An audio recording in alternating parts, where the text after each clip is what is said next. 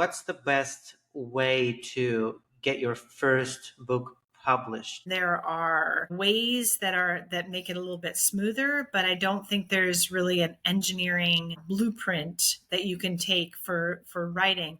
However, if you're passionate about something and really want to write something, then go ahead and write it. Now, Hey everyone, today my guest is McCallum Staats, who's an award-winning former teacher and children's nonfiction author whose multimedia books turn curiosity into compelling learning adventures. Very grateful to have you on today, and yeah, I'll let you give a proper introduction. well, first of all, thank you so much for having me. It's always a pleasure. I was a teacher for a while. I taught, my very first job was actually in a one room school, believe it or not. I'm not even that old. But it was in northern British Columbia. And then I worked overseas as a instructor at the University of Sharjah in the United Arab Emirates. I also was a math teacher in elementary, and then my latest job was in high school. So all that is kind of my education side. I throughout all of this, I've been writing. My first book came out in 2005, which is a long time ago. And yes, I've been writing since then. I have about a dozen books or so, a little more than a dozen books, and like you said, mostly nonfiction. I'm really curious about a lot of things. I get like super excited about a lot of things. So I tend to write all over the place. But it's all good. Yeah. So thank you for again for having me. Yeah, yeah, absolutely. Well, some of your books are very interesting, even to me, like the book about women heroes in the U.S. Army. I actually ordered it on Amazon because Oh, thank you. I like the military stuff, and the book sounds interesting.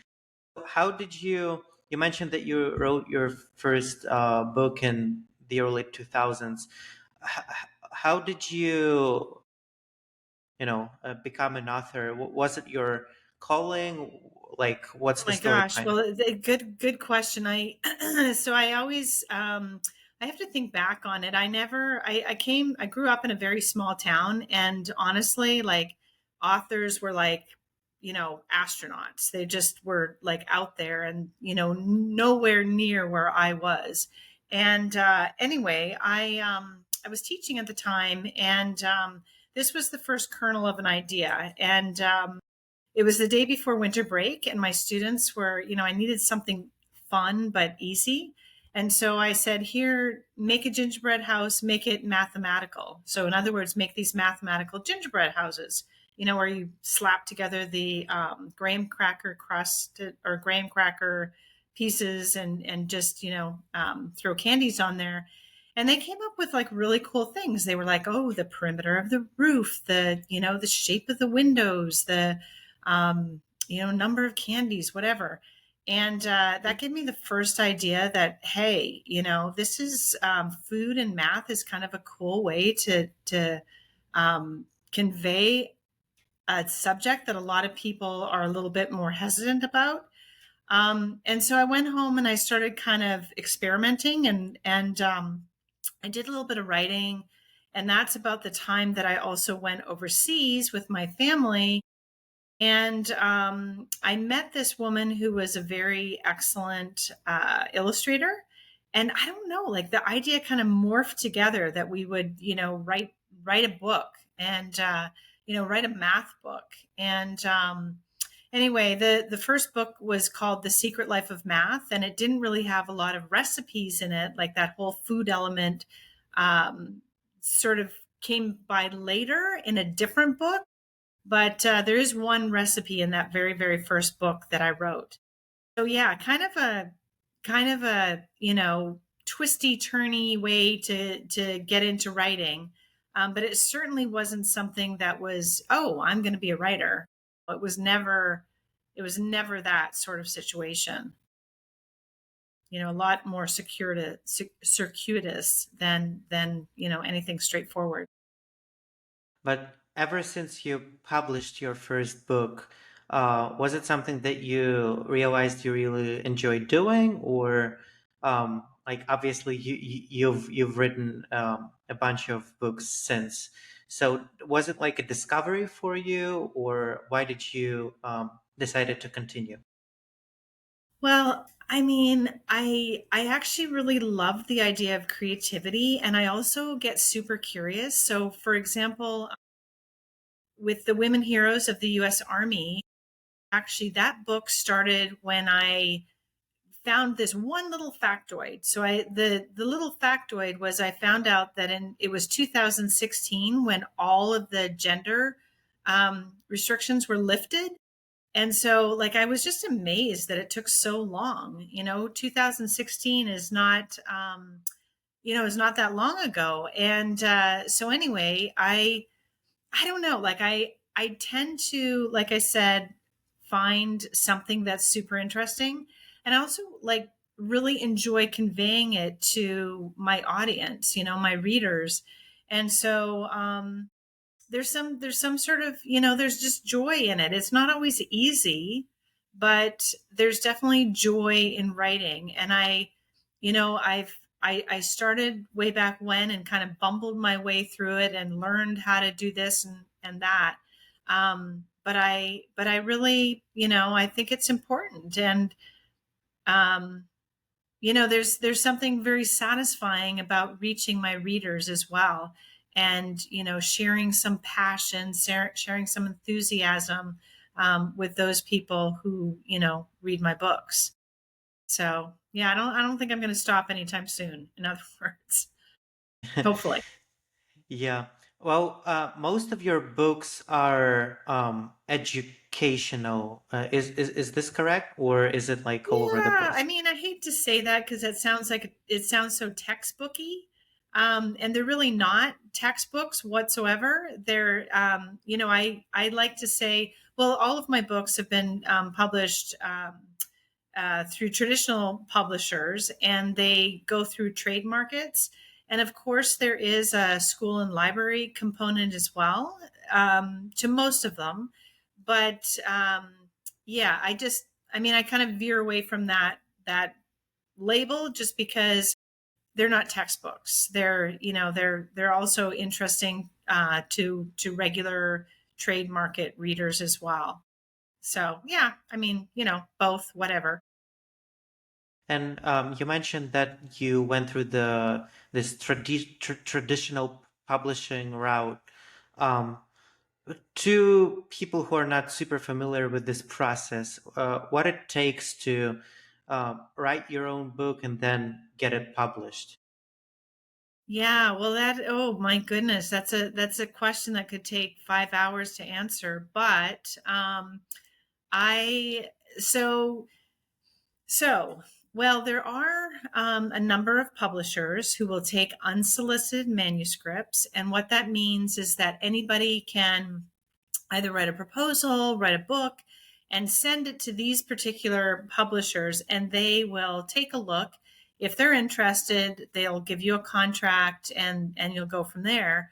The other route with many of the big publishers these days is that you go through an agent, and so that whole process, submitting you, it's kind of the step before. So you submit to agents, try to get somebody who will represent you. And then once you have somebody who will represent you, then they send out the manuscripts to a number of places, and they're kind of the leading edge. But yeah, it requires. I mean, there's query letters where you kind of give a pitch. A lot of times I'll write a book on proposal, so it won't even be the whole book. It'll just be 20, 25 pages or so of this is my idea. Here's a writing sample. Here are some comparable titles. Here's why I think you should, pick this book up. Here are my credentials, why you should trust me to be the writer, and then you send it off, and you hope that somebody has your same vision and is willing to give you a contract, and then, go take it from there. So sometimes it's a long process. Sometimes it can take years, truly. And how is it different from, let's say, just publishing your book through Amazon or something like that, where you don't have to follow this traditional publisher way? Is it any easier, or what's the difference there? So I wouldn't use the word easier. I would just say different. So there's a lot of self-published authors these days, and that's fabulous. Um, because you don't have the same number of gatekeepers, except that when you self-publish, you are also more responsible for distribution. You take on more of the marketing. You have to get people to be enthusiastic about your book. If you go the more traditional route, they have whole teams that will do that sort of thing. They've got their networks, they've got their conferences, they've got their um, you know also, like, sometimes it can be expensive too. It's expensive, especially if you're going to have an illustrated book. So if you go the traditional route, they will pick up all those expenses, and also pay you up front. And hopefully, I mean, some are better than others. But there's also a royalties based um, business model. So yeah, very, very different. Like, not, nothing better or worse, but just a very different pathway to publishing a book. Um, these days there's more and more self-published. So and some people do a great job. Some people are able to sell a lot of books. Some people are able to, reach their audiences through social media or, various campaigns and things like that. So it's just, if you're willing to take on sort of more of the business side of things, then you might, consider doing a self-published route. Hmm. So a publisher is almost like its own, business that does most of the marketing distribution for you, where you don't have to worry about it. But then they obviously take a bigger chunk of the revenue from sales. Yeah, for sure. I mean, so authors these days still take on a big piece of the responsibility of getting their names out and getting, exposure for the book and things like that. But like I said, there's a whole mechanism, there's a whole team behind you. First of all, when you actually write the book, there's editors, there's designers, there's copy editors, there's a publicity team, there's a distribution team, there's a library and market team, there's a you know there's all these different pieces that you would have to take on yourself, more of, if you were a self-published author. So yeah, just a different situation, just a different way to do things. Hmm. So let's say, for example, a person who never wrote any books and doesn't know anything about that, but I want to, share my story, or, write a book about some, programming principles that I worked on for 10 years. What's the best way to get your first book published? Is there a specific, like, algorithm that people should follow? Oh my gosh, I wish there was an algorithm. It's so any sort of creativity has there are tips, and there are um, ways that make it a little bit smoother, but I don't think there's really an engineering blueprint that you can take for writing. However, if you're passionate about something and really want to write something, then go ahead and write it. Now, nonfiction, I'm much better at nonfiction than I am at fiction. Nonfiction, like I said, you just need to write a proposal, and then it's kind of a sales pitch. And so you do your research, you find out like who might be interested in whatever topic that you want to write. And then you write your query letter, and your query letter is essentially a sales technique. So it's, saying why this person should love this book, who you are, and what your credentials are, and how, you can be the best person for the job to write this book. And then you send it out, and sometimes, the submission process can take a long time. It takes a lot of perseverance and patience, because sometimes you send it to a lot of different places.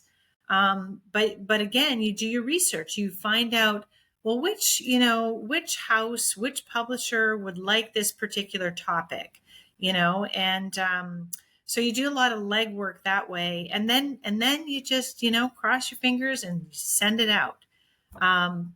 People like Stephen King, way back when, before he got to be, this icon, he used to get these. He would send things out. He would send out his pitch, his query letter, his idea for his book, and then he would get rejections back. And every rejection, I remember reading this. He had this nail in the wall of his office, and he would just jam these pieces of paper. This is back when people would actually send actual letters back rather than email. And he would put this paper onto this nail, and he'd have like this big thick bit of paper. So the reason I say that is because when you decide to be an author, when you decide to send your writing out into the world, unless you're extremely lucky and hit the right person at the right time, there might be a lot of um, rejection before you get your absolutely yes, please, please, please. But you just keep going, and you know that if you're passionate, if you're enthusiastic enough, then I believe that eventually, somebody will want whatever it is that you are proposing. Hmm. And obviously, as you described, it's not an easy process. Even Not like for some people it is, but most of us know. so, if we look at it as a business or as a like a thing to make money off, like what to expect. So let's say I decided that I want to be an author. This is my side hustle. I'm writing like every hour is in the evenings. I'm writing my book. Then I want to get it published. What to expect? Even if I somehow find the way to publish my book, obviously it's also a huge question mark whether anyone would buy it or enjoy it. So, what is the revenue side of things when it comes to being an author? Oh my God. Well, that's a very good question. I think that is just vastly different for different people. And, and again, anytime you do some sort of creative, artistic type endeavor, you never quite know how it's going to be embraced or not by the world. I mean, even you look at, famous artists and how, some of them died as paupers, and it was only afterwards that their artwork got to be really famous and, so expensive. So you just you just never really know. And also, like, it is, as you said, it's a business and creativity. It's those things two, tied together. And so whenever I write something nonfiction, I do try to think of the market. I think, I mean, most of my books are kids books. I do, some of them are YA, and my women heroes, I could say that's YA or adult. Um, and But you just don't know how it's going to be received. You just don't know. And so these publishers have a lot of experience, but again, they don't know for sure either. Whether it's going to be a bestseller. one of the things that I always heard was, in order to be a success, a book needs to sell at least 10,000 copies, which seems, could seem like a lot, isn't too much depending on who you are, uh, but it's, 10,000 copies. It's more than just your friends. Like, I don't have 10,000 friends.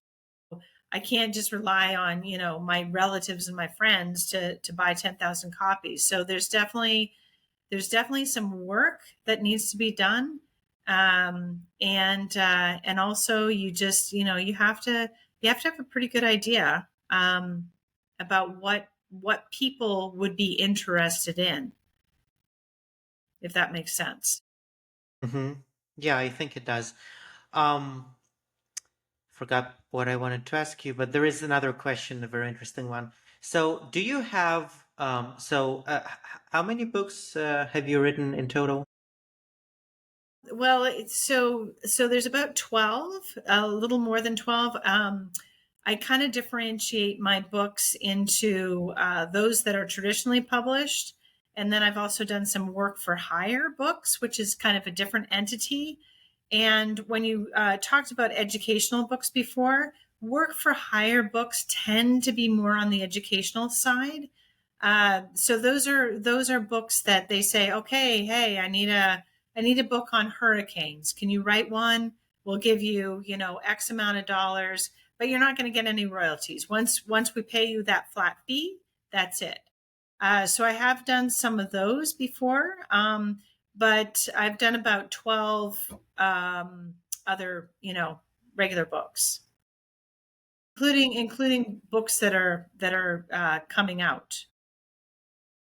And do you have a favorite one?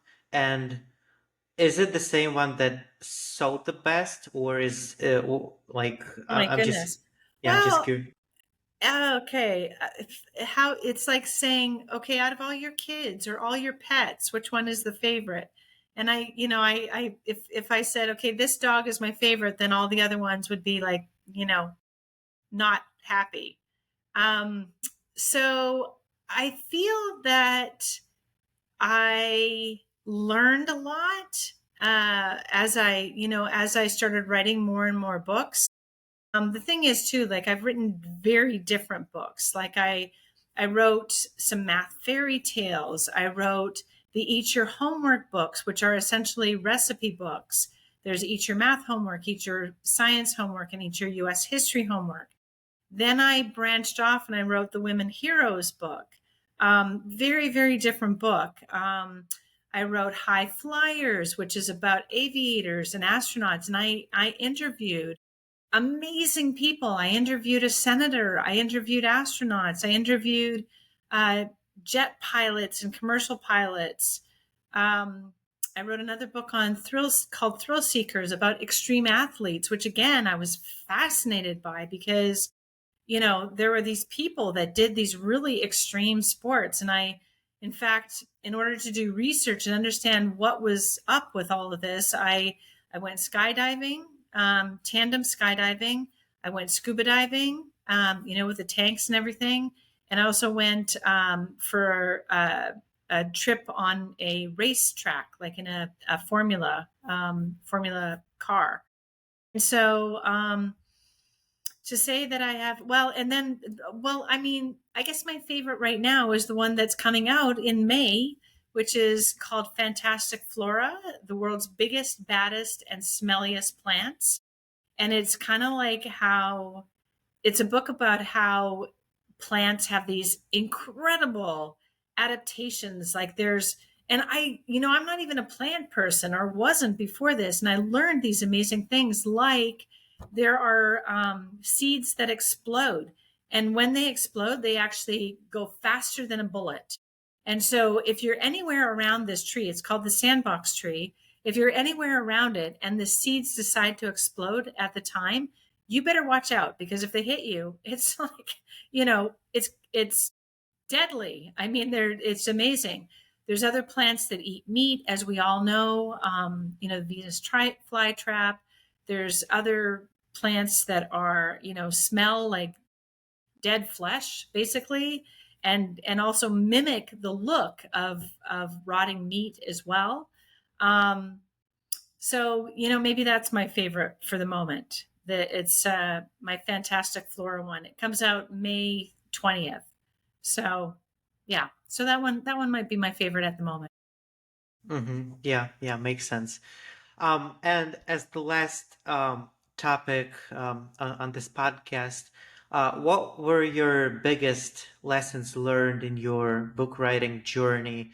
And do they translate into some pieces of advice that you can share with the listeners?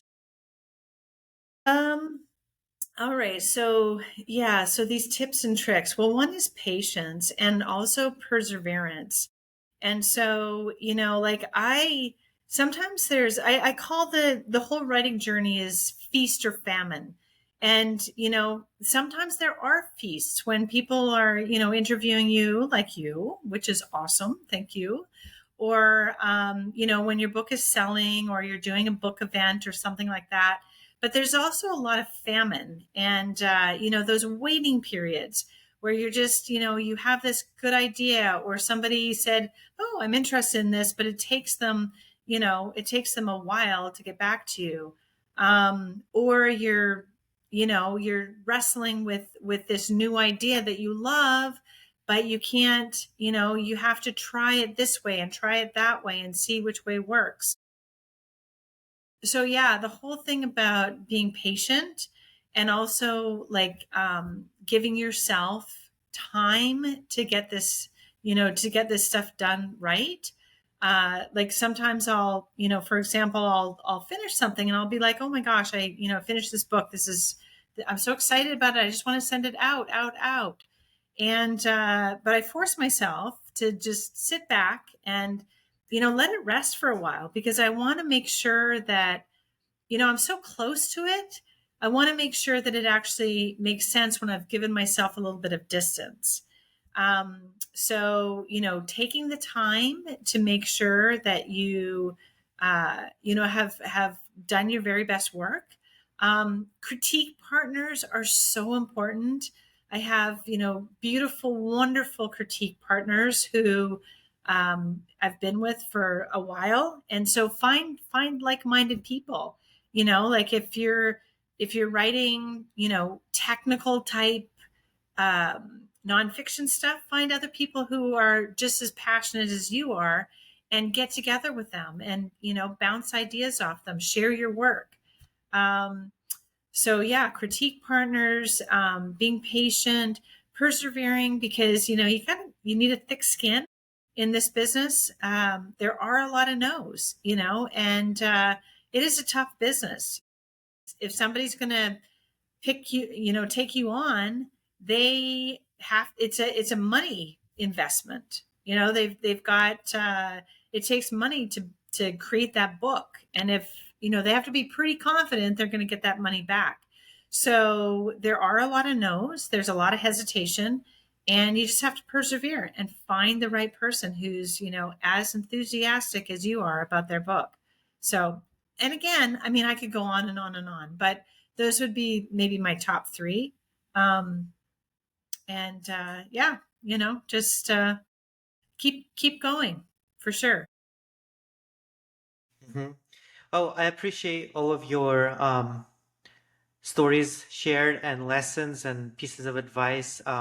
Again, the link to Anne's website will be in the description to the video, as well as the Amazon links or however I figure it out to make it convenient. So if you want to support Anne, or if you have kids who might be interested in the books, or if you're like me or and interested in the U.S. military history, that might also be a good fit.